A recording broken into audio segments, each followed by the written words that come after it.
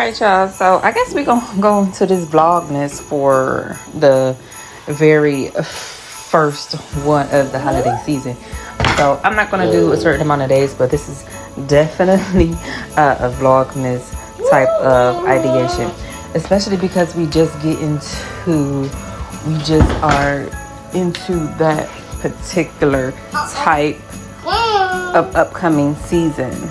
So when we get into the holiday spirit and the holiday season, this is a moment where we start to miss some of our relatives. The chaos of the whole entire just holiday season in and of itself is enough to really make you stop. And it's almost like getting chin checked. Yesterday, my own little girl had some moments, and she was kind of sort of playing around, roughhousing, and somebody ended up getting chin checked. And it's kind of similar. Like, you have to really be mindful of people's energy, because if not, then you will continue to get chin checked. So the holiday season is not all that it's cracked up to be. And what do I mean by that? I mean that there are moments in time where people that you are supposed to associate with, especially people who are responsible for raising you. I mean, at 18, 26, that's normally the cutoff line. But at the end of the day, we're always going to be someone's parent or child. And that's not going to change no matter what age we become. And for the kids that have parents who buy them brand new cars, paid off the whole vehicle before they even ever paid a car note on their own, and sent them off to school, they have I'm just going to say it, they have a more steadier lifestyle. Okay, because their parents afforded that to them.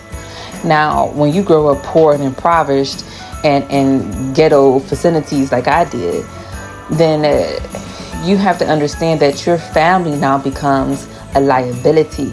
Your family now becomes narcs. You know how many times I've had family members who just simply dislike me and have called the police on me? You know how many times I've been in psychiatric wards because of the problems of dealing with family members? We've had people in our family, and they are just the biggest haters. And it's so sad, because especially in the upcoming holidays, it's supposed to be festive. And do you know, I probably bought one gift for family in total. All the rest of them have either been for myself. My daughter's always included, but I mean, anybody outside of my daughter and my husband is very slim.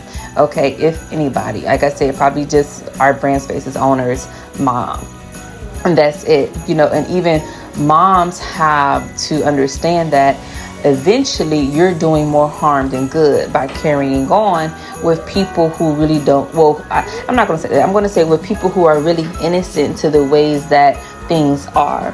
And when you choose to continuously turn a blind eye to that and carry on, and that creates friction within a home. And as they say, a happy wife is a happy home. And this is so honest, because there's moments where you realize that people that are family members really are costing you your mental state. They really are costing you your peace of mind. And then even your neighborhood really costs you monetarily as well. There's so many break-ins in Cleveland, Ohio, especially by Glenville. There are times where I just straight up was asleep, came outside, picked up a package, someone walked up on a porch, just went somewhere else. Now there's a point where you have to use bandwidth, where you have to make extra calls that were not even something that's considered a necessary thing to do, because the package is where it was at. So eventually that also begins to eat away at your mental state. And so again, I had a guy, Napoleon Hill, who says that they avoid going through unpleasant neighborhoods. Cleveland and Glenville is one of them. For me, it's most likely around Superior. I hate Superior. I cannot stand being over by Superior. And that area just is such a mental gnaw, constantly eating away at the health of my mental state.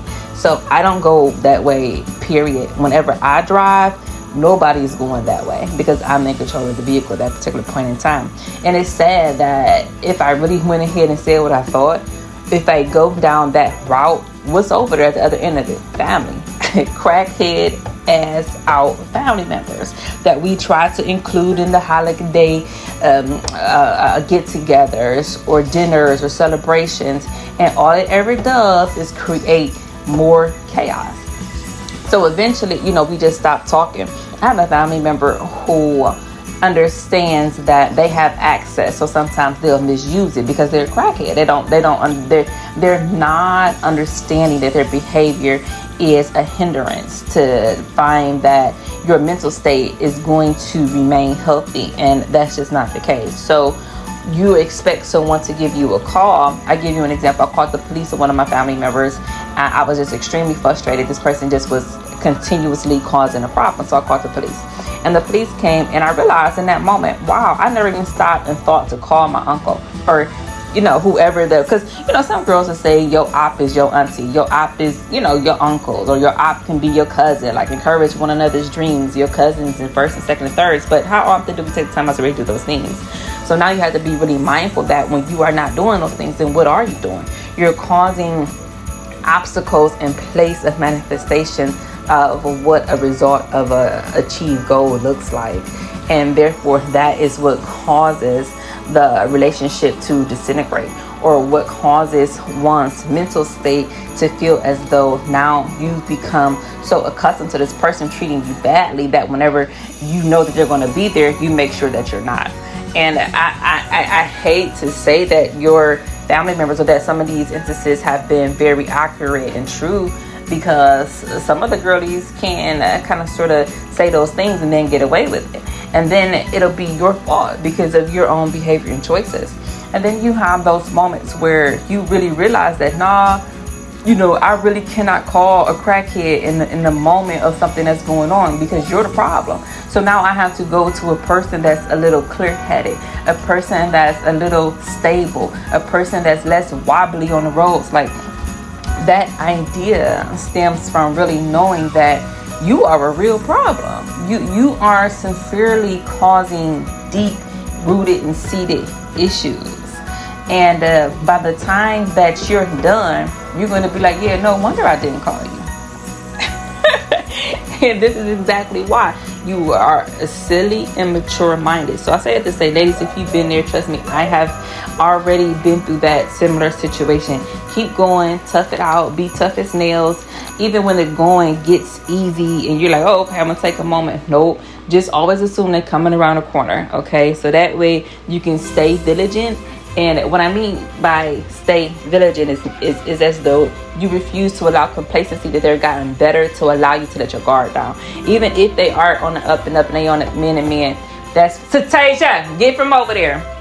And just because they are on the men to men and kind of sort of looking cool and whatever else, please remember that in order to prevent something else to go on, keep in mind what they did at all times. So that way, there's really no need to treat them anything else other than how they behave. So that's a part of having a protective moment of your own spirit.